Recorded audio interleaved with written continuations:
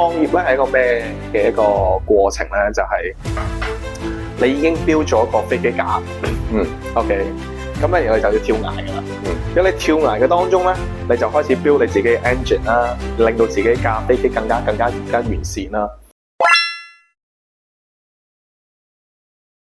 其實當其時2016年，你已經有呢個痛點激發到你呢個思維可以去做呢件事嘅時候，當其時市場多唔多人或者你知道嘅認識嘅，其實會係有行緊呢一個方向咁樣嘅，即係因為似乎你當其時應該都幾叫pioneer 啦，先驅者啦。咁其實呢個生意咧係感受到出嚟啊。但係你行入去嘅時候，會有驚又會有喜，即係你又會擔心我做唔做得嚟啊？我要取代間銀行喎，銀行都唔敢借俾佢嘅錢，我咁試喎。其實創業咧係一定有啲衝動嘅。係阿 Jim，我相信你亦都能夠感受到就係咧，我好相信之前咧有一啲創輩即係創業嘅前輩即係喺外國有提到一個例子，我覺得講得好好嘅。創業咧係一個咩嘅一個過程咧？就係、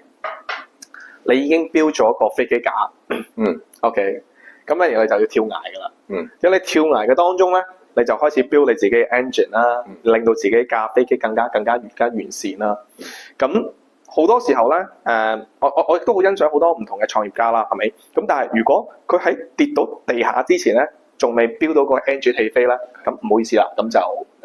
機毀人亡啦。咁但係咧，如果你喺過程入邊咧，你標到架飛機咁然後起飛到咧，咁你就非常之一帆即係非常之一帆風順或者係起飛啦。咁個 probability of 可以起飛到嘅 less than 1%，咁我咪都 aware。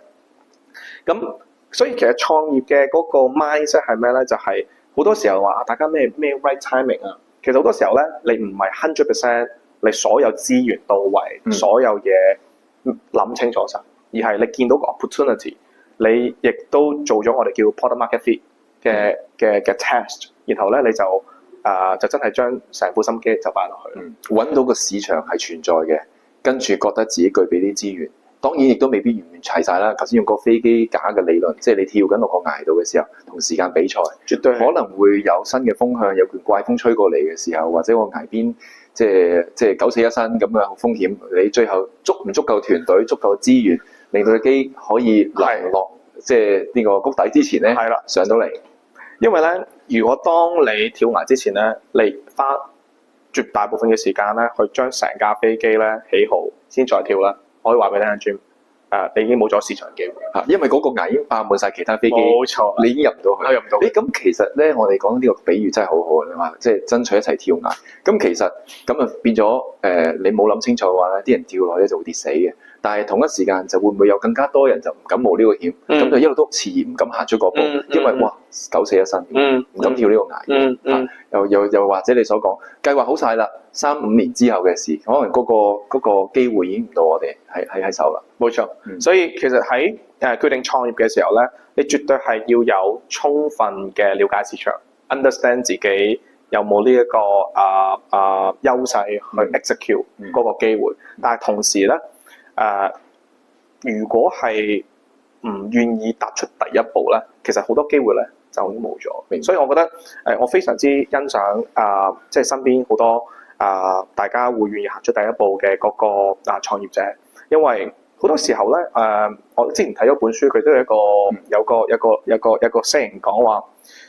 佢最欣賞就喺競技場上邊喺場入邊做競技嘅人，因為咧。無論佢失敗與否，佢同觀眾席嘅人咧係好大分別嘅，因為佢願意行出第一步。咁所以我覺得我諗我哋喺我哋嘅圈子入邊啦，好多大大小小唔同嘅生意，即係朋友好多唔同朋友做咗唔同大大小小生意。我覺得無論大與小都好，我都非常之欣賞。喺佢嘅領域裏邊，佢已經係走出佢光芒，冇錯啦。